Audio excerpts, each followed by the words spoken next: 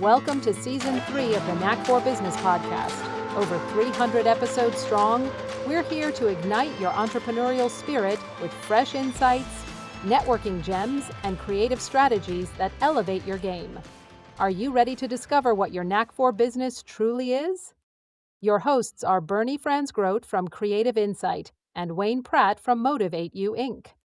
Today's topic is change one federal policy and watch Canadian tech startups rocket. Now, from the audience perspective, why can't Canadian tech startups get the same investment support as mining did for 71 years? And that's what our guest today, David, is here to talk about. He's leading the charge to change a single federal policy, Canadian federal policy that is, that could unlock billions in private capital and fuel a new era of Canadian innovation by expanding the FlowThrough Shares beyond mining and into the tech sector. David believes that we can help startups grow, create high-paying jobs, and reduce our reliance on foreign investment and or government bailouts.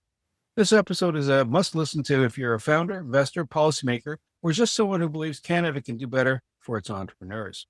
Our guest today is David Perry from CanFlowThrough.com. David is a seasoned businessman based in Gatineau, Quebec, across the river from Ottawa. He has authored 6 books about how to find a job and staffing issues for companies. The Wall Street Journal named him the guerrilla marketer for his innovative ideas on how to find a job. For 40 years, David has been a recruiter of talent, especially for the tech industry and at the C-class level.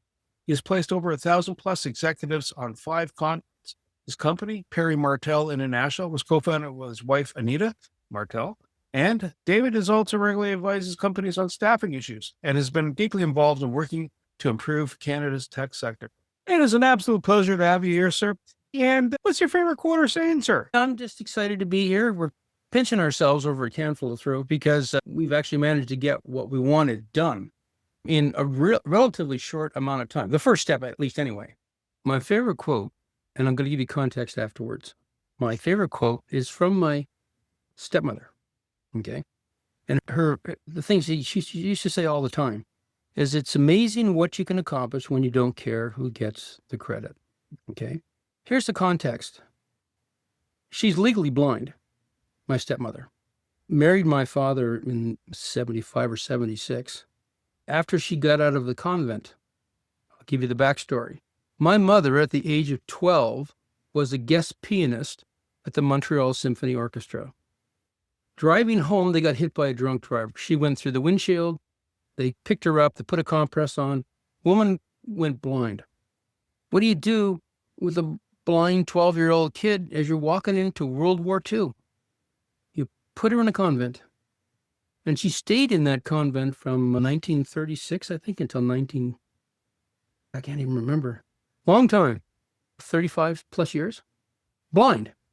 And then Kim Campbell and her sister were both students of my mother, this blind nun, who was like 5'9" in heels, okay?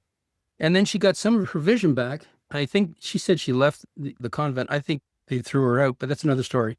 But here's this blind woman, and she lived by that.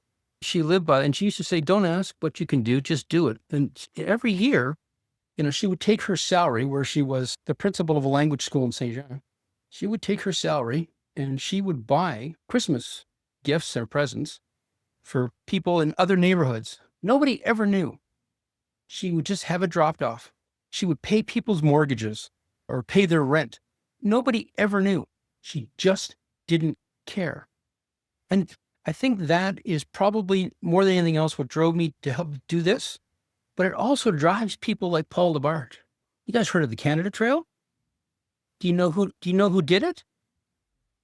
Paul Labarge conceived of it, raised the money, built the board, backed away. And Paul Brett, another guy, he sees stuff that needs to get done. He just steps in, helps out, gets it done. As I said, it's amazing what you can accomplish when you don't care who gets the credit. And I think a lot of Canadians actually live that by their core. And my American friends make fun of us because we're not as braggadocious. I appreciate it more. Me personally. So I appreciated you asking me what my favorite quote was, because it comes from my blind ex-nun stepmother. So what was your first reaction to hear that there's a political party that's actually paying attention to this idea of changing the tax landscape to help promote tech? What I think, honestly, Yeah. lookout world, here we come. I've been a recruiter now for 40 years, and we recruit all over the world. I've been recruiting in tech since the mid-90s. I was part of the Canadian Advanced Technology Alliance.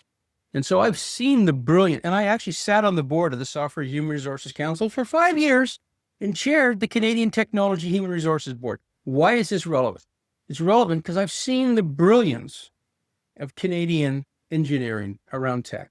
I've also seen the absolute frustration of having to go to the South, into the States to get money. And for me, this has always been a burning issue because I grew up in the 60s and 70s, and I still remember getting teased about this. This is absolute crazy.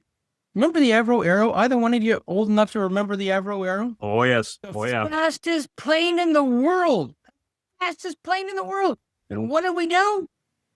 We cut it up and we dropped it in the Great Lakes. It's always been a bugaboo. When I was down in the States from the late 60s, early 70s, I used to get teased in school about how great America was.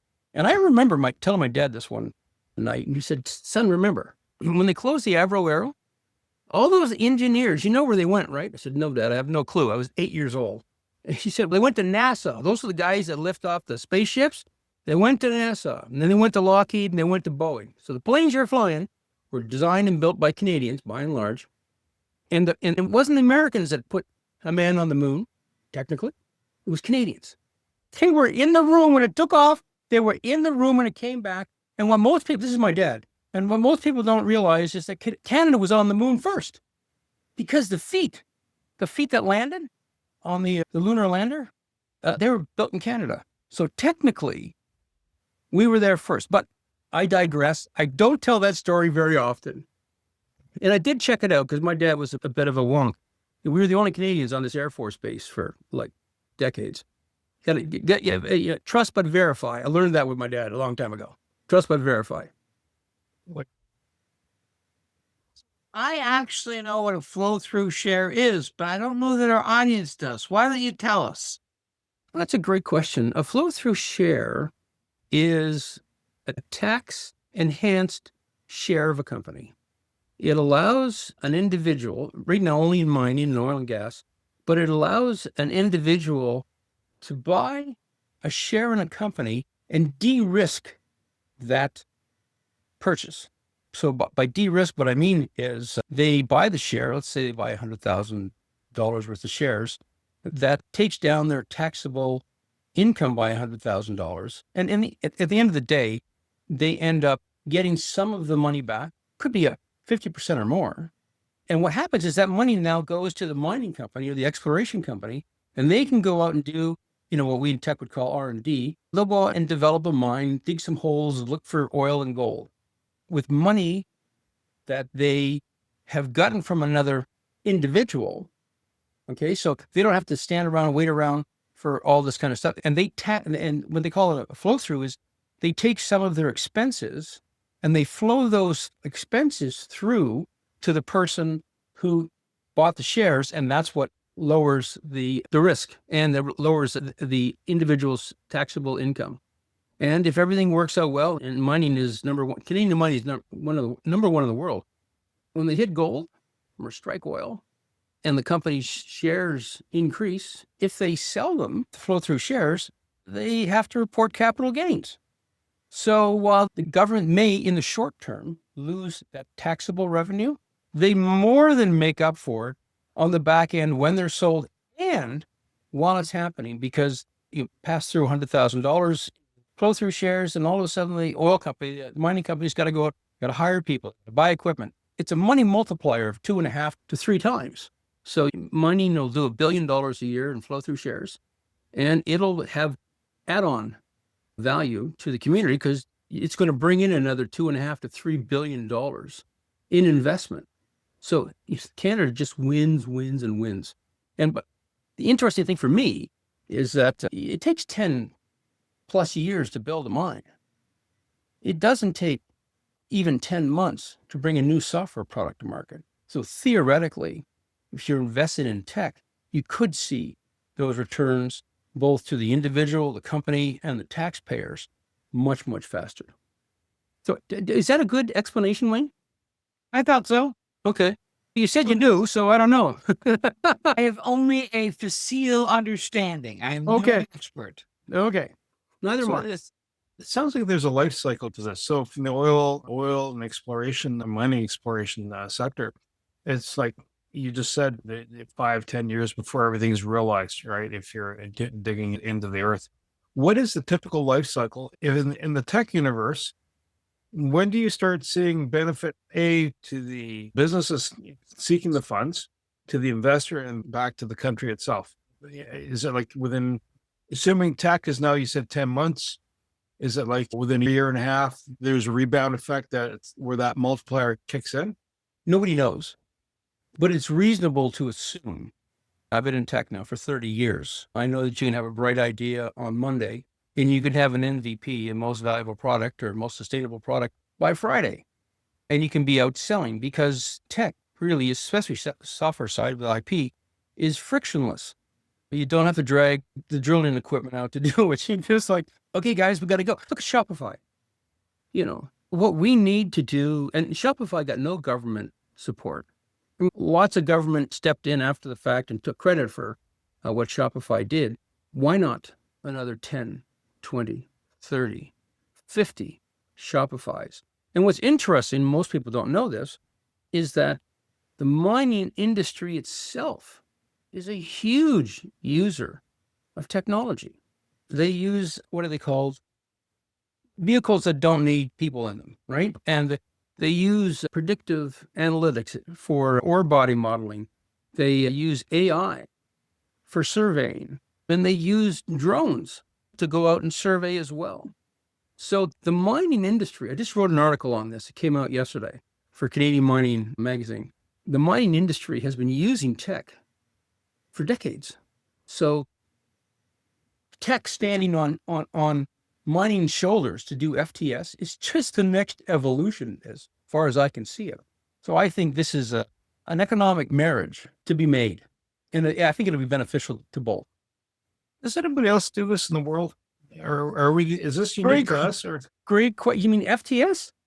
yeah, Yeah. So on the mining side, even FTS for tech. So yes and yes. Canada may have invented FTS, but the Americans use it in mining. The Aussies use it. The Brits use it. I don't know what mining they do, because anyway, but Brits and Aussies have both taken the concept of FTS and they've changed it slightly, reworded it, and their industries, like the Aussie, and I was reading the notes last night, the Australia does, I think it's 175 billion in GDP for tech. And that's because of this, the way they allow companies to use this FTS-like vehicle. And the Brits are more than that. It's typical, right? I wrote this article a couple weeks ago about Superman. You guys knew Superman's Canadian, right? Okay, so Superman's Canadian, and typical Canadian, in typical Canadian style, the guys that wrote it sold it to DC Comics for $130. Come on, that's criminal. DC's made billions off it. But there again, that just mirrors what we're talking about in tech. The brilliance of the engineering that's coming out of Canada is globally known. It's just a fact.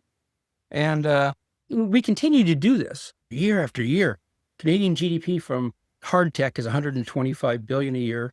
If you use the ICTC numbers, Information Communications Technology Organization, all of tech, including clean tech and other things, it's $180 billion. How many people will work in tech in Canada?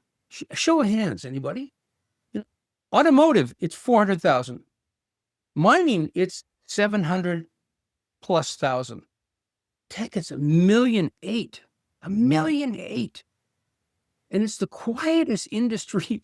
Oh, come on, it's 3 times the size of mining. It's 5 times the size of automotive.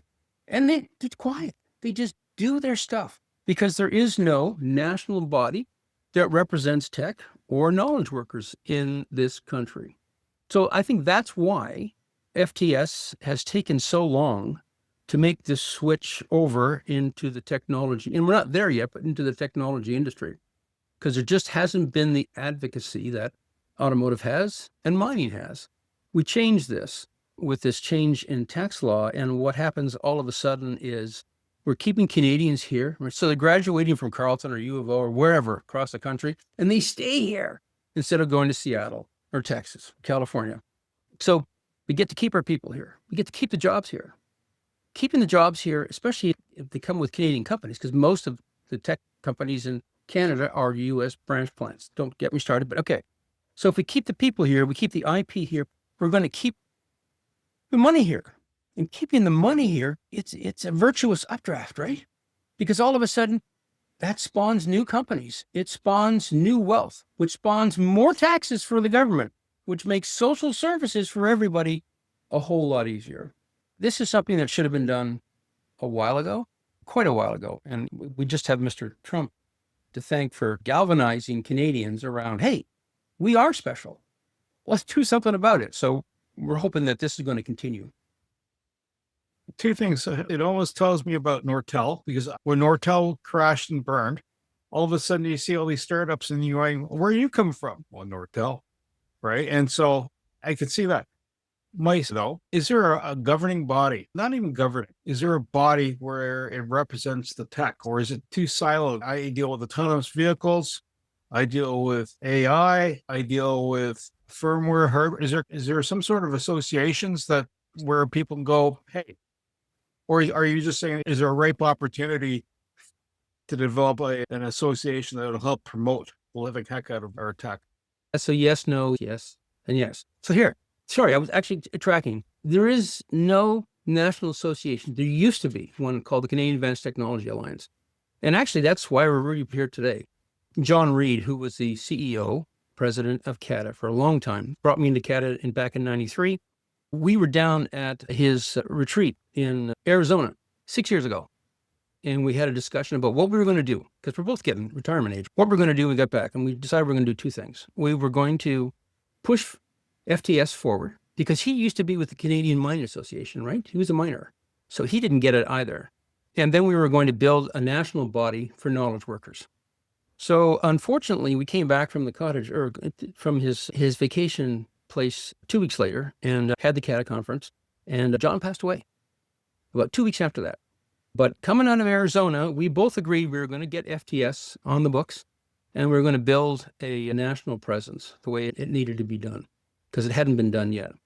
So this is the first of it. And what happened here was when the Trudeau government decided they were going to redo capital gains, and literally, pardon my language, screw over everything I've done for the last 30 years to make my retirement okay, I said, enough. So I called Paul Labarge Weinstein, who was one of John's best friends, and took him for breakfast. And he beat me by the head and shoulders for about 3 hours over breakfast to make sure that I was doing this just for the right reasons, because that's what Paul's all about.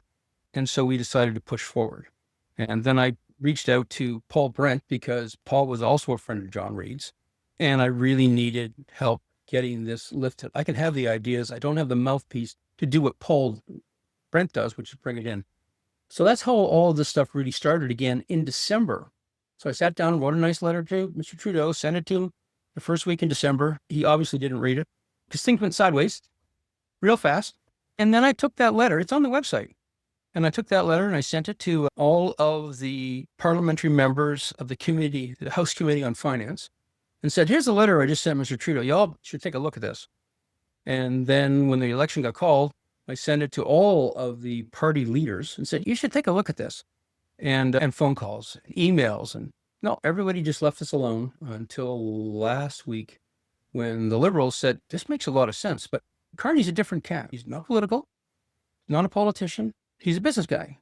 So this is finance. This is high-end finance. And he understands, or I assume, the chain reaction when you start something like this, and how that the supply chain of money works, which is why I believe they decided to jump on this. Ironically, it was Aaron O'Toole who actually put it in his platform first when he ran in the last elections. That's how the Conservatives part of this as well. Sorry, did that answer your question? Maybe. You actually answered a whole bunch of future questions too. Okay, sorry about that. Okay, we're done. Yeah, no, Wow. Exhale briefly. I think this is a tremendously clever long-term solution that I think is going to hit jealousy and populism, because people will see it as a tax break for the wealthy. And so when good common sense won't be allowed to develop. Is that a fear of yours as well? You've been reading through my FAQs on the website, so I actually spilled that out. And yes, it's a concern.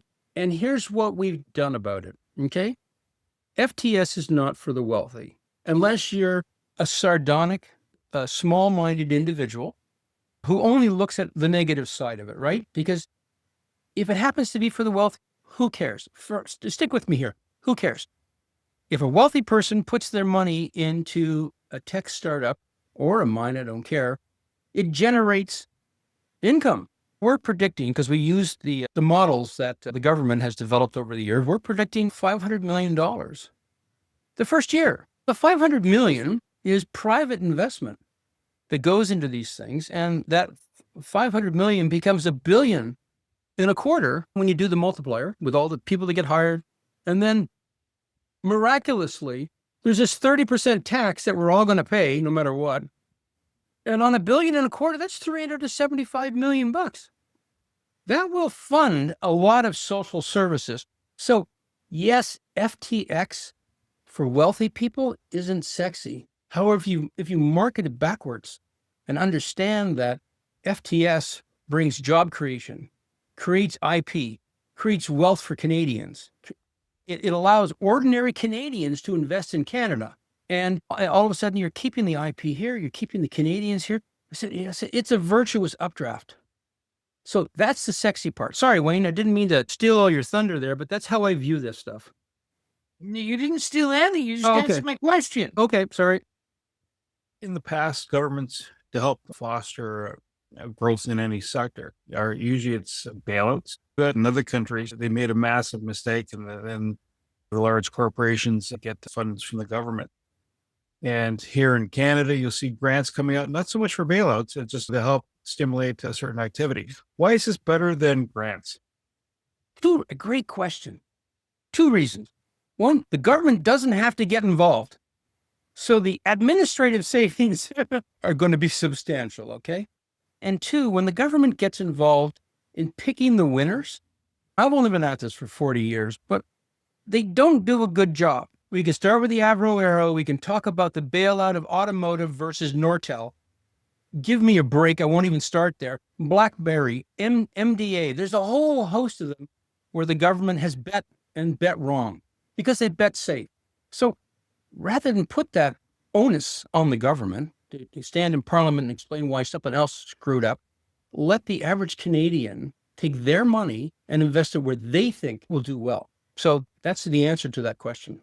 Does this mean that we could be less reliant on U.S. capital? Oh, God, I hope so. So, yes. Right now, 75% of the money that comes into the country for tech comes from the States. And the problem with that is twofold.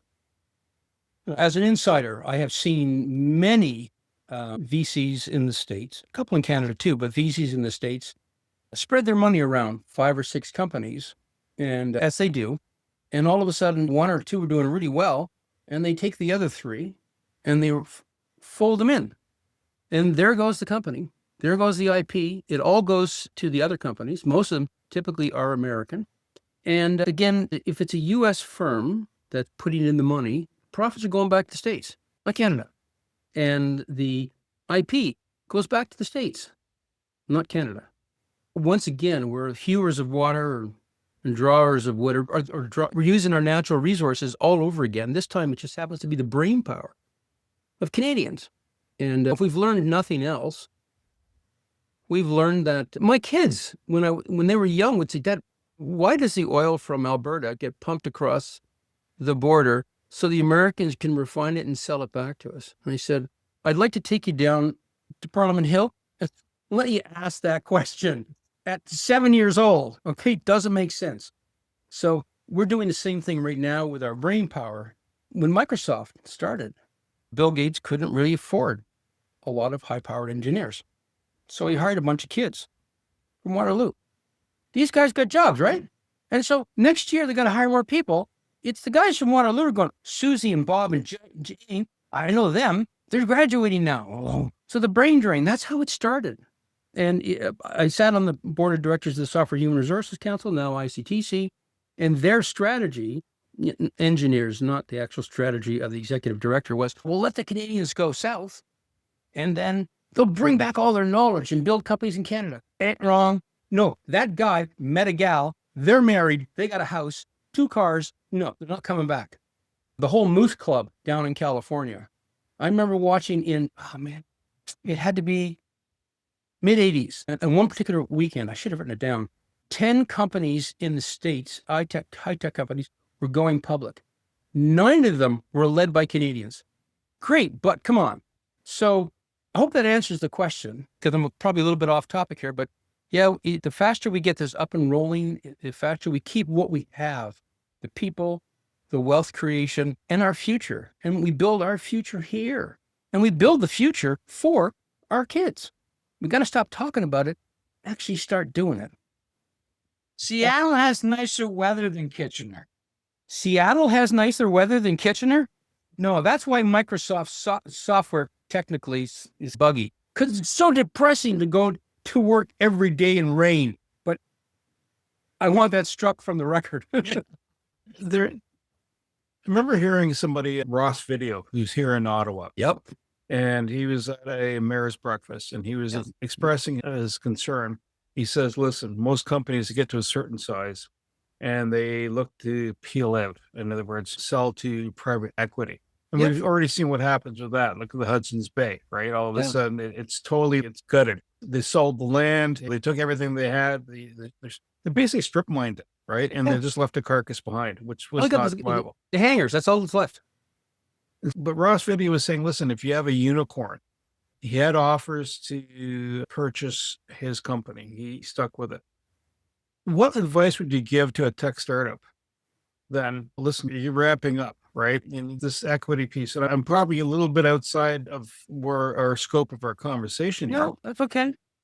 But what would you advise a tech startup? Instead of bailing out to the first person with, it's like the first date, the best one with lipstick on, that's the ticket. And it's not. Yeah, I think, so I've lived this for 40 years in Ottawa with a lot of tech startups. And I don't think they consciously think, okay, let me get out, let me sell to an American. What happens is after 3 or 4 years, maybe 5, you've gotten to the $6 million growth phase. And you want to grow, but you need cash to grow. The banks are not going to give it to you. The Canadian VCs, you're too big because they can't make enough. By the time you get to 6 million, you probably have 80 people. You've been around for 5 years. You've probably gone through 2 or 3 dilutions. So the Americans, they'll give you money, but there's a lot of strings. And usually that means they're going to take you out because that's the only way they can make money. So the Canadians, I'm answering the questions here. The Canadians do it to themselves because they have no choice.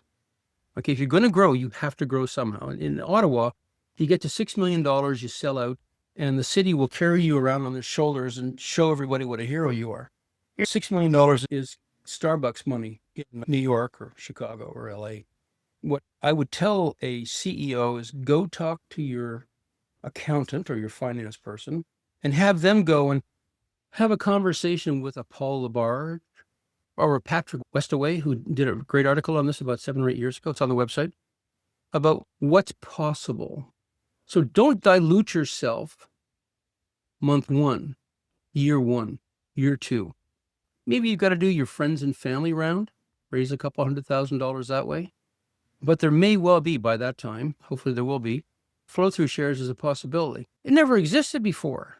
Now you can actually fund, you'll be able to fund your company without going to extremes. Maybe you do a couple $1 million in FlowThrough Shares and your company hits 10 million. And then maybe you bring in some VC money from outside the country. But then you're much larger you haven't diluted yourself, and you get better terms. Because let's be honest, VCs and angels are in the business not because they want to be Mary Poppins. They're in the business to make money, as they should be. So if that's the game, then you got to learn to play the game a little bit smarter. And this FTS is going to really change the game. It is a game changer. We talk about you're going to ask this question eventually, but we talk about the $500 million that we think may get pumped in the first year. And you asked me the question, what difference could that possibly make to tech companies, specifically startups? Imagine if 500 of them, for math's sake, each got $1 million. Pardon my language. Holy crap. Startups now typically start with $50,000 to $100,000. And it's not the money so much as the time, because what happens with a startup is you'll have a brilliant engineer or someone who's got a brilliant idea. They start it, and no sooner have they started it and it's starting to grow, they're going to go out and get money. So instead of funneling that brilliance into the product, they funnel it into begging for cash. We can skip that whole step here to a certain extent. Give them the money, let them focus on the product. Oh, man. And we talked about Nortel before. I've lived in Ottawa now. Yeah, I live on the Quebec side, but I've lived in Ottawa now for 40 years. I lived through the Nortel downturn. And what was most interesting about it is you can take Nortel off the table, could not get these people to move. There's two things about Ottawa. Getting people here to recruiting them in is really hard, okay? Because we're a pimple on a gnat's ass until Bruce Firestone did the Senators. Now everybody knows where Ottawa is. Before that, seriously, global traveler here, never heard of it. Montreal, oh, they heard of Montreal. Okay, now you have the opportunity. Nortel, you couldn't get these people to leave. You can't get them in the city. You can't get them here. But when you get them here, they won't leave. They will not leave. It's incredible. You guys know this. Whether it's Ottawa or Kingston, this whole little valley, incredible way of life, right? All you got to do is get somebody in here for a day and they'll go back and talk their spouse into it, right? That's how it works. So getting people to leave after the crash, no. These are engineers. And what's next? Despite everything that got heaped on them and despite getting hosed, I got to change that word, hosed financially by Nortel when they went south, they stayed here and they started new companies. Imagine having that kind of resilience, right? In a group, and then giving them access to capital. Oh my God. I'm sorry. I'm heading to end of life, and I'm so excited because this is not about that, but because this can actually happen. And I've whined about the Avro error since I was a kid. They'll finally be able to shut me up, and they should do it because the government, as I said, hasn't been great at picking the winners. They picked wrong when they picked the automotive industry. No offense to any of my friends in Hamilton. Give me a break. $13 billion for automotive and nothing for Nortel? What were you thinking? They weren't thinking. Same thing with BlackBerry. BlackBerry got taken out by Apple and a bunch of other things. But there's a lot of things the government could have done. On top of this FTS, the next thing we're going to work heavily on is getting the Canadian government and Canadians, but Canadian government in particular, to buy Canadian. It's a great concept. Why don't we do it for software? Why don't we do it for telecommunications? Mitel, Newbridge, brilliant technology. Terry ran that by himself. He didn't get any, no one gave him any favors. Unbelievable. And while Terry Matthews is doing this, he starts 100+ other companies. The man is a one-man machine when it comes to grinding out these startups. And that's what we need more of. One thing that I'm a little confused by is you're in the planting employees business corporately, but your passion is all tech. Why are you an angel? That's a very personal answer to that question. I could have, and I still could be, but our fourth daughter was born with holes in her heart. Ooh. And went into heart arrest 3 times in the first 4 months. before Chio did the operation that did. She's 27 now, by the way, and in great shape. Great news. We have, so my wife and I have run this firm, done it globally, and put all of our money into the assets that we have. Paid off the house in the middle of 2003 or 2004. And we put all our money into that kind of stuff because we honestly figured we were going to need the money eventually to get her a new heart. It wasn't going to happen in Canada. We were going to have to go somewhere else. So that's where that's why I don't travel as much as I used to. After we had the fourth child, I literally stopped traveling for more. I wouldn't be away for more than a day. And I'm always within one flight home, but that's the answer. That's why I'm not a VC. But I do a lot of work with VCs and CEOs in the background, just telling them or suggesting ways that they could package themselves or present them, or who they could present themselves to, and opening some doors. And that's the extent of it. And that'll be the extent of me, period.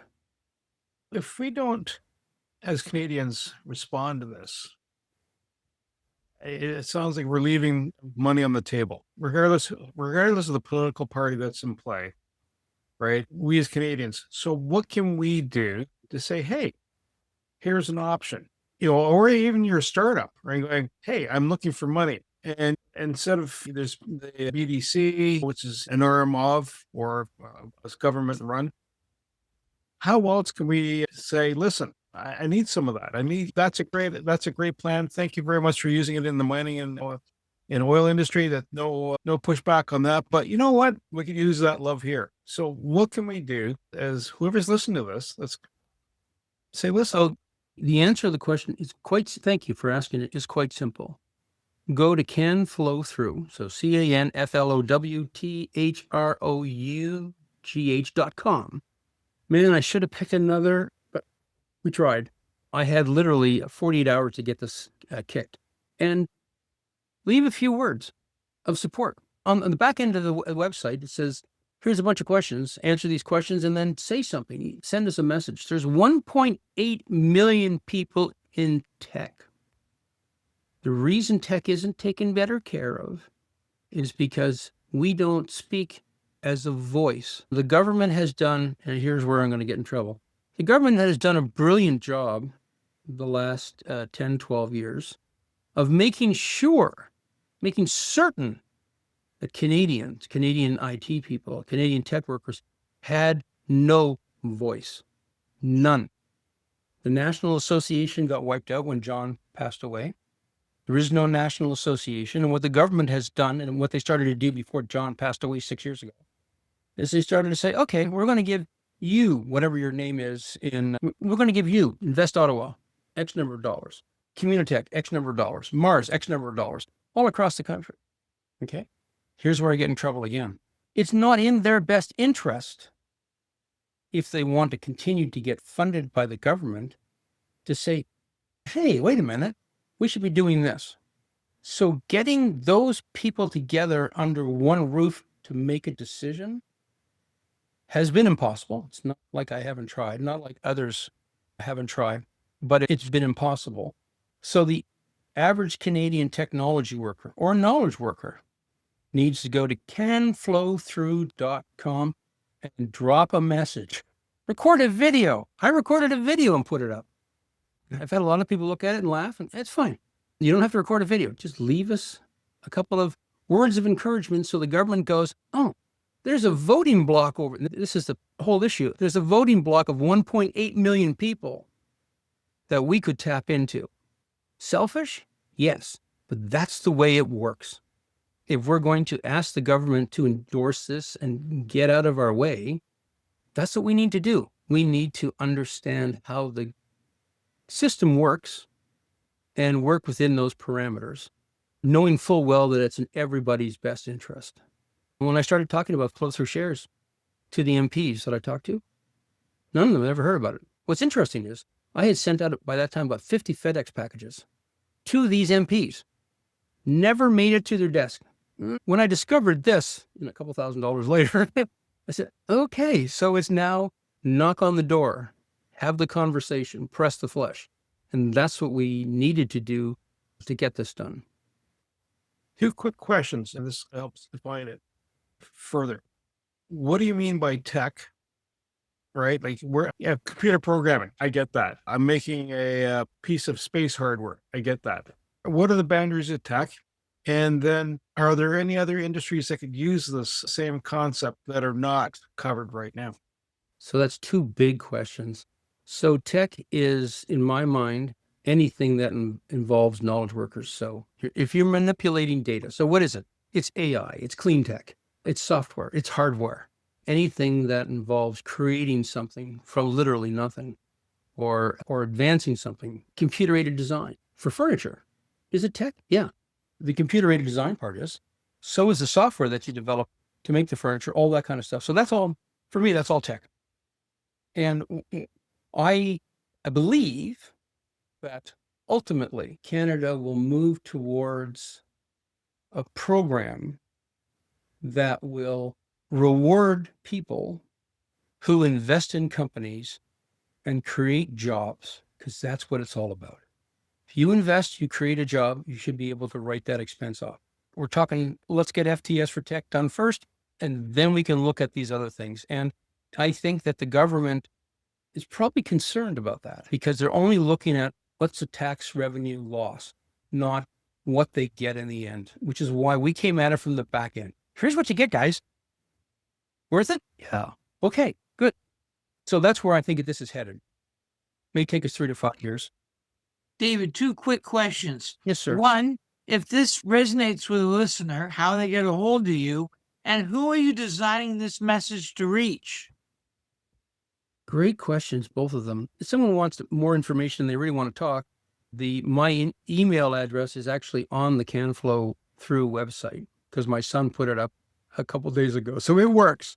If they're having trouble there, they can get me at dperry@perrymartel.com. That's my company. If you have one sentence where I want you to listen to this message, who's the guy that should be listening? Right now, it needs to be the politicians. Okay. Because the politicians are going to make the decision and they're going to then deal with the policymakers. But the politicians need to believe it's time to let Canada lead. It's time. It's really time. Let Canada lead. And doing this, let my people be free. Literally, this will set the country up for success for a long time to come. I've had dozens of conversations around this, and I can see no downside to and I'm very pragmatic. I can see no downside to doing this. None whatsoever. And Perry, I want to say thank you so much for an extremely enlightening conversation, banter, my co-host Wayne Pratt, and you, the Knack for Business listeners. Listen, if you're in the tech sector, you're in Canada, this is a show for you. And listen, if you're outside of Canada, this might be a show for your country too. It might be in play there also. So I want to say thank you. To reach the podcast hosts, email them at info@creativeinsight.com or by the website creativeinsight.com, spelled KIINH.com.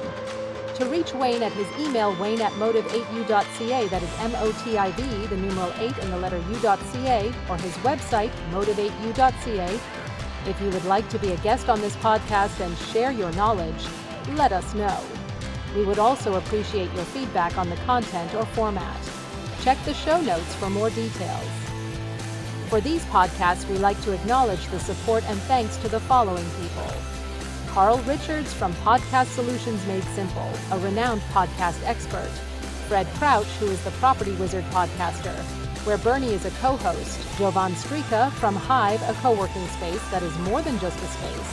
Then Melanie Weber, Bernie's invaluable business partner. And Wayne Pratt from Motivate You Inc., who serves as both a coach and co-host of these podcasts. Disclaimer. Please note that the Knack for Business podcast episodes are meant solely for educational and general informational purposes. The information and opinions contained within are not intended to be professional advice on any subject matter. The thoughts, views, and opinions expressed by the participants are their own personal beliefs and do not represent the views of the podcast hosts or any affiliated organizations. It is important to note that this podcast is not a replacement for consulting with certified experts in your area who possess knowledge of your unique situation. The hosts of the podcast, along with any participants or affiliated groups, do not take responsibility for any actions taken or not taken based on the information presented in this episode. It is highly recommended that individuals seek guidance from their own personal advisors in fields such as accounting, law, or other pertinent areas prior to undertaking any actions or making decisions that may impact their financial, legal, or other aspects of life.